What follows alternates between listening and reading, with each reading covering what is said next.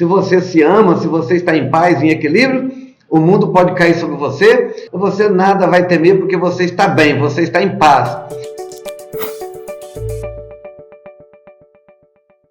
Eu tinha um amigo casado, como eu era vizinho, eu e outros vizinhos, nós presenciávamos conflitos, desavenças, que muitas vezes a gente ficava até assustado e sentia eles irreconhecíveis pelas pessoas que eram, né?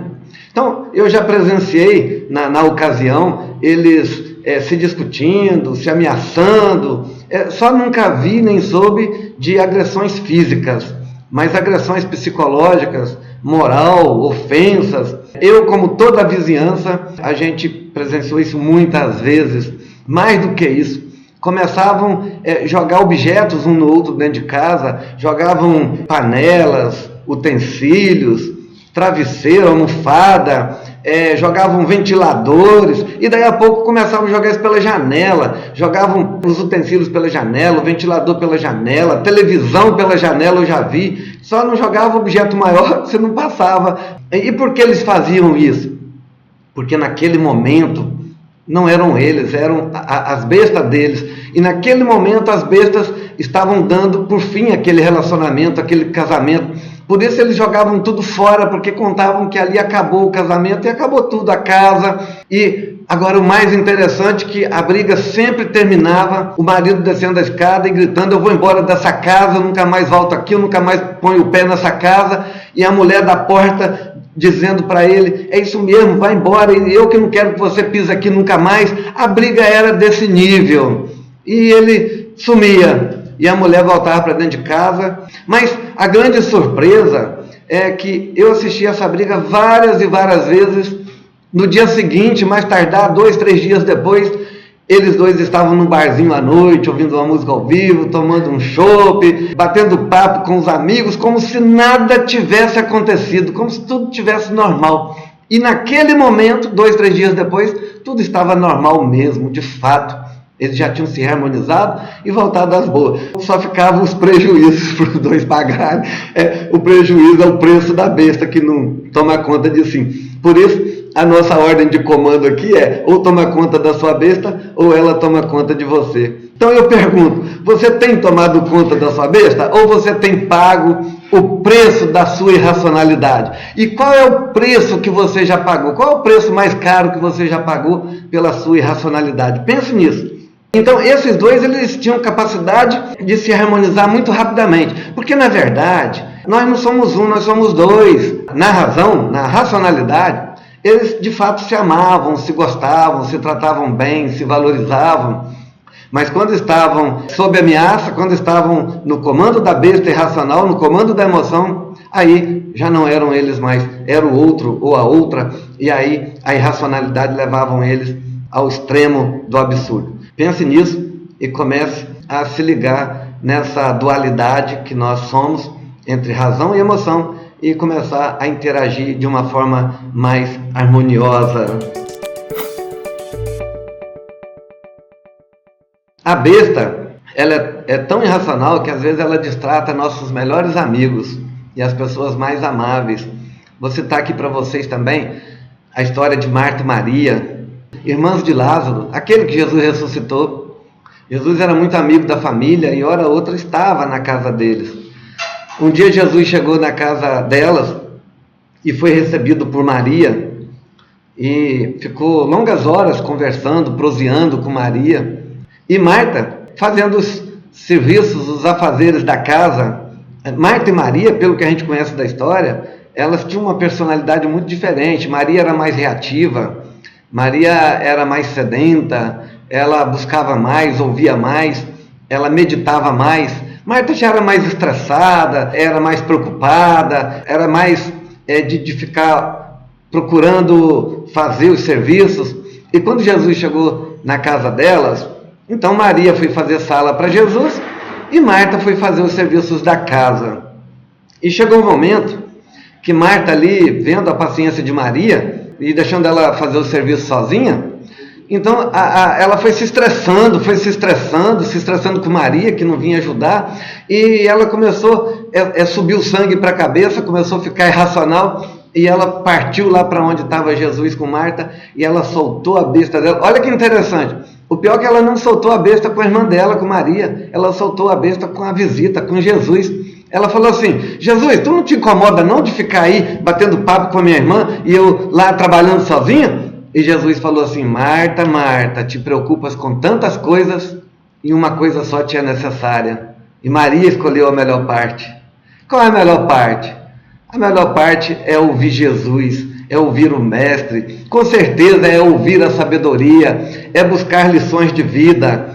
Marta agitada, preocupada, estressada, e Maria ouvindo a sabedoria, ouvindo o Mestre.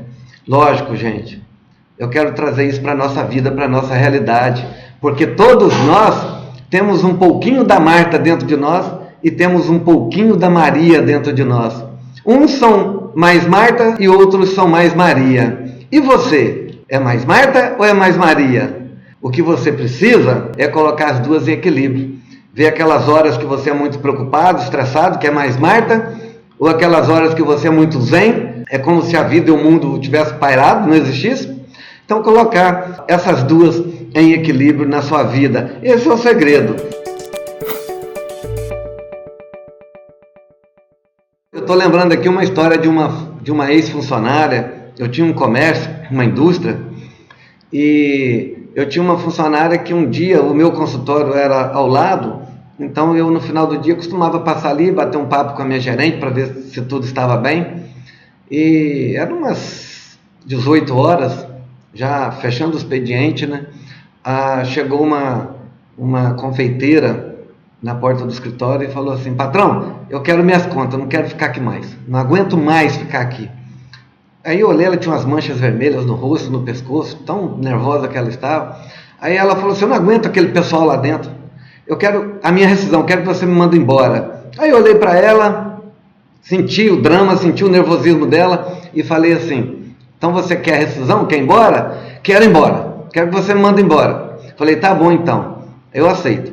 Vai embora, né, toma uma ducha fria, descansa essa noite. Amanhã, às 8 horas da manhã, eu vou te esperar aqui no escritório e aí eu vou fazer a sua rescisão. Combinado? Ela: combinado. No outro dia, às 8 horas da manhã, eu estava com a minha gerente, aguardando ela chegar. Ela chegou na porta do escritório, deu um sorriso, que a boca dela esticou até as orelhas. Ela deu um sorriso, ela toda à vontade, falou assim: patrão, você ainda me aceita aqui? Aí eu falei assim: olha, ontem era só besta, hoje é você, vai trabalhar, vai? Então, gente, olha como é importante você ter esse conhecimento, porque ela estava nervosa, ela não queria ir embora, ela foi para casa, e sabe no que ela deve ter pensado? Ela era casada, ela tinha 6 filhos pequenos, onde o maior filho tinha 8 anos de idade, imagina. Trabalhava com salário de comércio, o marido era servente de pedreiro. E com certeza, ela, perdendo o emprego por causa da irracionalidade, por causa dos aborrecimentos, ela ia colocar a vida dela em prejuízo. Mas naquela hora que ela estava nervosa, ela não avaliou isso. E eu, sabendo que nós não é um, nós é dois, então eu dei a orientação correta. Eu não acatei o pedido dela. Eu disse: você vai para casa. Aliás, acatei, mas para sentenciar no outro dia, porque ali ela estava muito nervosa. E no outro dia a razão prevaleceu e ela pediu para retornar ao trabalho, e assim eu a conduzi. Por quê? Porque eu entendi que ela precisava da minha ajuda naquele momento. E por conhecer como o ser humano funciona, então eu pude ajudá-la. Eu quero passar para você agora uma ordem de comando, uma âncora. Repete comigo onde você estiver agora, onde você estiver, você do Instagram, você do Facebook, né, você do YouTube, você que está aí em casa, ou não importa onde você está. Repete essa ordem de comando comigo. Essa é a ordem de comando. Ou eu tomo conta da minha besta, ou ela toma conta de mim. Ou eu tomo conta da minha besta, ou ela toma conta de mim. Ou eu tomo conta da minha besta, ou ela toma conta de mim. Toda vez que você recorrer a uma âncora, depois no final vou dar outras, é importante que você repita pelo menos 3 vezes. Pode repetir mais, 5, 10, sem problema, quanto mais melhor. Pelo menos 3, para isso exercer poder no seu subconsciente. Quando você dá uma ordem ao subconsciente uma vez só, ele pode entender que aquilo ali não tem importância nenhuma. Mas quando você repete no mínimo 3 vezes, ele entende que aquilo ali é uma ordem. Repetir uma frase, criar uma âncora, isso é para você ordenar o seu subconsciente, não falar da boca para fora. Qualquer afirmação que você fizer da boca para fora, isso não tem valor nenhum dentro do método de controle mental e emocional. Para ter valor, para ter eficácia, é preciso que você repita no mínimo 3 vezes e repita para o seu interior, para o seu subconsciente. Agora você já sabe que você não é um, que você é 2. Então, é você consciente dando a ordem para o outro ou a outra, a subconsciência ou o subconsciente, para a besta, para o robô, para você colocá-la no lugar certo, ou para você amarrá-la, prendê-la ou domesticá-la. Ok? Combinados assim? Então, ou eu tomo conta da minha besta, ou ela toma conta de mim. Então, essa é a nossa ordem de comando, essa é a nossa âncora de hoje. Eu quero também falar para você da importância de você se familiarizar com esse termo, a besta. É muito importante para você se ajudar e ajudar as pessoas no seu convívio. Ou seja, usar essa linguagem em casa, no trabalho, no lazer. Lógico, é muito importante que você oriente as pessoas na sua casa, no lazer, no seu trabalho, sobre esse tema, sobre esses conceitos, porque se você usar esses termos em ambientes onde as pessoas desconhecem, pode ser que elas realmente não entendam e acaba o tiro saindo pela culatra, né, tendo efeito contrário. Mas hoje nós levamos essa palestra para instituições educacionais, empresariais, ambientes religiosos ou comunitários, e a gente tem transformado essa linguagem numa linguagem trivial, normal, corriqueira, no ambiente de convívio. Isso tem ajudado muitas pessoas, famílias e instituições a lidarem melhor com suas emoções, a lidarem melhor com as bestas. Então, para citar um exemplo aqui de como se familiarizar, eu quero citar um caso que aconteceu na casa dos meus pais. Meu pai ainda era vivo, hoje meu pai já tem 6 anos de falecido, né? Quando ele era vivo, meus pais moravam no interior de Cachoeira de Itapemirim, a 40 quilômetros da cidade, na roça, e todos os sábados, eu e meus 5 irmãos, os netos deles, nós íamos para lá para passar o final de semana. Meus pais ficavam muito felizes, a gente todos por ali, né? E o meu pai e minha mãe já tinham participado de palestras sobre esse tema comigo, então já conheciam essa linguagem. E um sábado pela manhã eu cheguei na casa deles por volta de 9 horas. Minha mãe estava fazendo almoço para a família que ia chegar, para os filhos e netos. Minha mãe é uma pessoa do lar muito prestativa, ela é muito servil, ela gosta muito de acolher as pessoas, de fazer aquelas comidas caseiras. E minha mãe estava preparando então a casa para receber a turma. E o meu pai, ele era do tipo assim da história que eu contei, Marta e Maria. Meu pai era Maria e minha mãe Marta. Minha mãe estressada, sempre preocupada com o serviço. Meu pai mais tranquilo. E como meu pai e minha mãe eles tiveram só uma filha, 5 homens, então o meu pai ajudava muito a minha mãe. E o que aconteceu? Eu cheguei por volta de 9 horas na casa dos meus pais e fiquei batendo papo com meu pai na área da casa, ligada à cozinha, e minha mãe fazendo o almoço. Daí a pouco minha mãe, lá de dentro, chamou meu pai e falou assim: Jovinho, o nome dele, conhecido como Jovem, casca a batatinha. Aí meu pai de fora respondeu: já vou. E ele ficou ali conversando comigo. Passou mais uns 10 minutos, minha mãe: Jovem, a batatinha, tô indo. Mais uns 15 minutos: Jovem, a batatinha. Imagina a besta dela, né? E ele ali como Maria, tranquilo comigo, né? Já tô indo. Daí a pouco minha mãe sai da cozinha com uma bacia de alumínio, com uma faca, bacia cheia de batata. E minha mãe tinha uns 90, 100 quilos de peso. Era forte, né? Ela não é gorda, ela é forte. Tem um corpo até bonito, minha mãe é bonitona, né? Um beijo para ela, se ela estiver me assistindo ou se estiver me assistir. Adoro minha mãe, amo minha mãe. E minha mãe, ela naquela hora, ela saiu ali estressada, igual a Marta, e ela, para chegar na área, tinha um degrau de 10 centímetros, ela estava com a sandália havaiana, e ela tomou um tropeção e caiu. Imagina, minha mãe caiu de frente dentro da área, bacia saiu para um lado, faca para o outro, batata para o outro. Ela fulminou meu pai com um olho de fogo e falou assim: seu velho desgraçado, você que é culpado. Aí meu pai de lá virou e falou assim: guarda a besta velha. olha como... Aí ela: é a besta mesmo, é a besta, tem que ser a besta. Mas pouco depois, isso virou motivo de brincadeira, de riso, né?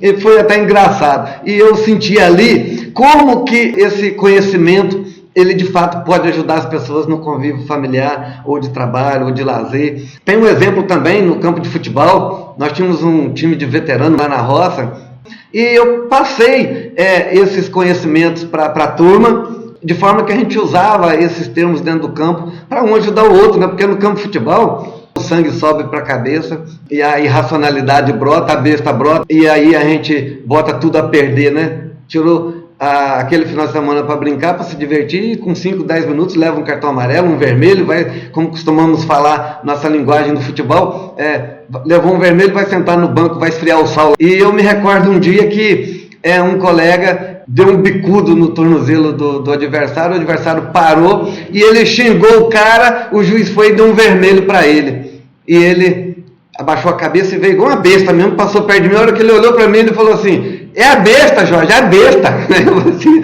ainda bem que você sabe que é a besta, né? Agora você vai esfriar o sol lá no banco. Aí depois no intervalo, ele lá todo triste, chué, porque com 10 minutos de jogo, ele já saiu da brincadeira e perdeu a diversão dele do final de semana. Isso acontece com muita gente. E olha, não adianta brigar com o juiz no campo de futebol, porque o juiz tem o cartão amarelo e o vermelho. Ele adverte com o amarelo e depois ele dá o vermelho. E aí não tem jeito, você tem que estrear o sol no banco mesmo. Também não adianta brigar com guarda de trânsito, com policial, com autoridades, como muita gente faz, porque quem tem a caneta do poder, quem exerce o poder, tem autoridade e vai sempre prevalecer. Então a gente tem que aprender a controlar a nossa besta nessas horas. E aconteceu um fato assim comigo. Eu parei numa padaria para comprar um pão, um amigo meu desceu, foi lá pegar o pão, fiquei esperando, e o lugar que eu estava era proibido estacionar, mas eu fiquei dentro do carro. Só que, de repente, alguém fala comigo assim do outro lado: ei, você não está vendo o guarda te multando aí não? Olhei para trás, tinha um guarda anotando assim na cadernetinha. Aí eu falei: já estou saindo, seu guarda. Aí ele virou para mim com uma elegância, né, uma elegância danada, que eu vou contar para vocês aqui agora. Ele falou assim: você não tem ouvido não? Não escutou eu apitando aqui não? Aí eu falei assim: não ouvi. Você não tem olho na cara não? Você não está vendo essa placa de todo tamanho na sua frente? Aí eu falei: desculpa, seu guarda, é que é rapidinho. Ele falou: você quer levar uma multa? Aí o que eu fiz? Eu falei: me desculpa, seu guarda, e saí. Bom, gente, na verdade, eu também tenho besta. A elegância do guarda mexeu com a minha besta. A minha vontade ali era de soltar besta, era de xingar, era de descer do carro. Mas só que, como eu tenho esse treino, eu processei tudo muito logo e eu tirei a melhor decisão. Saí dali. E acabei não levando a multa, porque o guarda ele acabou deixando para lá. Ele mais quis me assustar. Mas se eu saio dali e solto a minha besta com o guarda, com certeza eu seria multado. E você, já pagou caro o preço da sua irracionalidade? O preço de ter soltado a sua besta? Eu quero agora passar para você um método muito eficaz para você controlar os seus impulsos, para você conter suas emoções. Esse método é ensinado por Daniel Goleman, o método do semáforo. Todo mundo aqui conhece o semáforo: sinal vermelho, sinal amarelo e sinal verde. Então, toda vez que você estiver com raiva, toda vez que você estiver acometido pela emoção, lembra do Battistini e lembra do semáforo. O semáforo, ele tem o sinal vermelho, que quer dizer pare. Quando o sinal do semáforo está vermelho, é para parar. Tem gente que até avança. Às vezes dá sorte, mas pode colocar a sua vida e de outras pessoas em risco. E isso acontece muito, porque o sinal vermelho é para parar, não é para avançar. Quem avança o sinal vermelho coloca a vida em risco. Sinal amarelo é sinal de alerta, atenção. Olha, preste atenção, perigo à vista. Sinal verde, siga. Então, quando você estiver com raiva, com a besta solta, eu sei que nessa hora é difícil até lembrar o semáforo, mas como eu já disse aqui, isso é treino. Se não der certo a primeira vez, depois cai na consciência: olha, não deu certo dessa vez, da próxima vez eu vou lembrar do semáforo. E vai, a segunda, a terceira, a quinta vez, vai exercitando até um dia que isso fica automático. E assim que a besta desembestar, você imediatamente vai lembrar do semáforo, e a primeira coisa que você vai fazer é parar. Então, está com a besta solta, ou alguém está com a besta solta, sinal vermelho, pare. Pare para quê? Para avaliar o que está acontecendo, para medir o que está acontecendo. Aí parou, aí vem o sinal de alerta. Então, reflete sobre tudo. Procura compreender o que está acontecendo. Reflete sobre o que você está pensando em fazer, a decisão que está pensando em tomar. Mede as consequências que elas trarão para a sua vida. E depois, escolha a melhor alternativa, a mais segura, e siga. Acenda o sinal verde e siga em paz. Se você começar a praticar isso, sempre que você sentir que a sua besta está solta, eu acredito que em 2 meses, no máximo, você vai ter mais controle, para não dizer que você poderá ter controle total sobre a sua besta. Agora eu vou dar 7 dicas para você esfriar raivas. A primeira, quando você estiver num confronto, numa desavença, num conflito, quando você estiver com a besta desembestada ou frente a alguém com a besta desembestada, primeira coisa que você tem que fazer, afaste-se do motivo da raiva. Essa é a primeira dica. Afaste-se do motivo da raiva. Saia dali, porque você está diante de uma besta ou de várias bestas. E com besta não adianta brigar, com besta não adianta discutir, não adianta querer convencê-la. Quando as bestas estão desembestadas, ou a sua mesmo, você não adianta querer buscar caminhos. Mesmo que você esteja seguro de uma decisão, não tome, porque a decisão emocional tem validade curta. Vai durar apenas o tempo que durar a sua emoção. Passada a sua emoção, você vai se arrepender e vai voltar atrás. Se for tempo, né? É claro. Então, espere passar a emoção. E para você passar a emoção mais fácil, afaste-se do motivo da raiva, porque toda ação produz uma reação. E quanto mais você ficar ali, mais você vai reagir, mais você vai se inflamar e mais você vai soltar a sua besta. A segunda dica é, saiu dali? Respira fundo. Vai num banheiro, vai num lugar isolado, encosta na parede e respira fundo, umas 10 vezes, porque a respiração oxigena o nosso cérebro e abaixa a nossa frequência mental e coloca a gente em estado de relaxamento, de tranquilidade mental. Essa técnica ela é poderosíssima, é a famosa dica do conte até 10. Mais do que contar até 10, eu sugiro você respirar profundamente 10 vezes, assim, olha.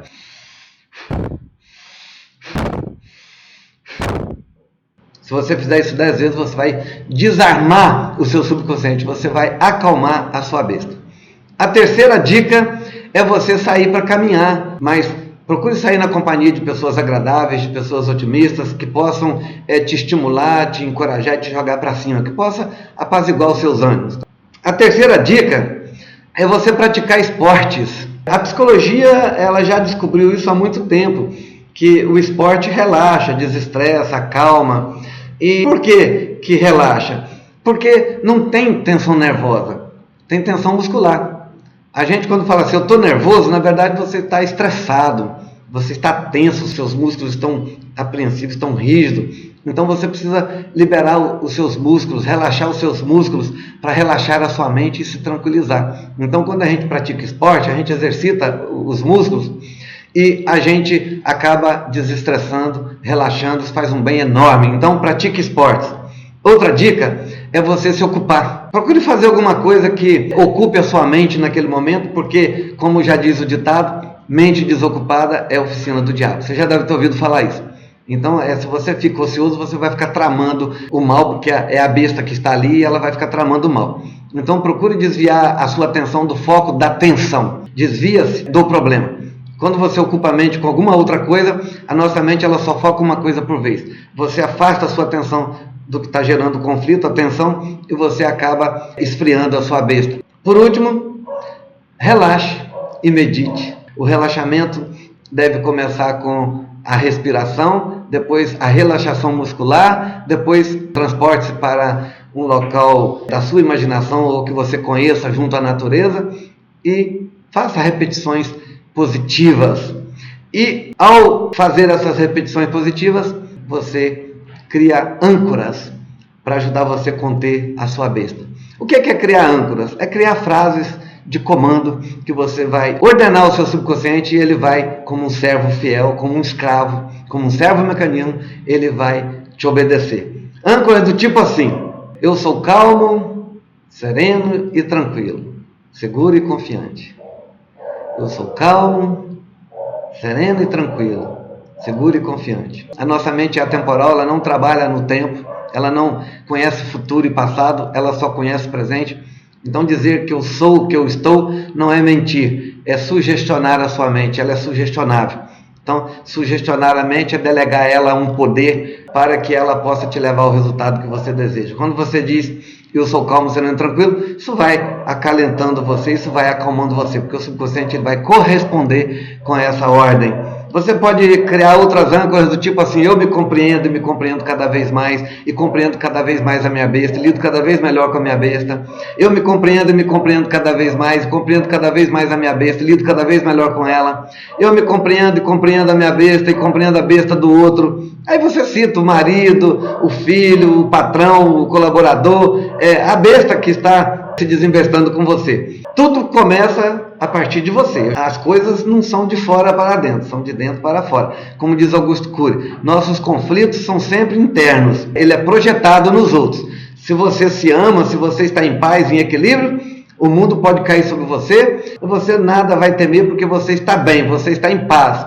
A gente não lida com a emoção dos outros, a gente lida com a emoção da gente. E você tem que transformar a sua raiva em equilíbrio. E é só fazer essas repetições, criar essas âncoras e praticar durante 10, 15, 20 dias. Eu costumo recomendar 21 dias, que é o tempo que a galinha leva para chocar os ovos e ter o pintinho.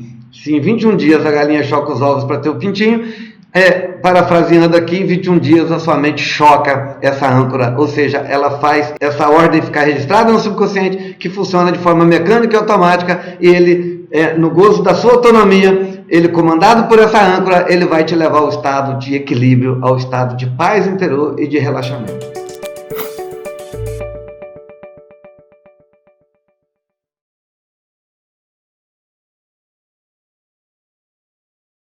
O que aprisiona uma pessoa nossa é a carência. Uma pessoa carente, ela é desprovida de amor. E ela tem esse buraco afetivo, então ela precisa preencher esse buraco. E quando ela encontra uma pessoa que se afina com ela, ela aposta tudo nessa pessoa. E essa pessoa fica profundamente entrelaçada com ela. Porque ela preenche essa carência, ela cobre esse buraco afetivo. E perder uma pessoa, para quem é carente, é uma dor muito grande. Porque aí aflora a rejeição. Outra forma de ficarmos presos ou prender uma pessoa a nós é pela mágoa. Na segunda live, eu dei um exercício para você se libertar das mágoas, libertar das emoções negativas, dos nossos antepassados, das pessoas que convivem conosco, e até das que já morreram. Porque já atendi pessoas que estavam presas, pessoas que já tinham morrido. Presos na mágoa ou presos no amor, não importa, porque tudo é emoção. O que faz a força da programação é a emoção. Quanto mais forte um sentimento, uma emoção, mais forte é a programação do subconsciente e mais forte a sua execução, mais rápida. Quanto mais a nossa sobrevivência ela está ameaçada, a gente mais dificuldade tem de se libertar desses sentimentos. Então você tem que se livrar ou da carência que fez você se apossar dessa pessoa, ficar dependente dela, ou então se livrar da mágoa se o sentimento é negativo. Tá? As duas situações te aprisionam e é preciso se liberar.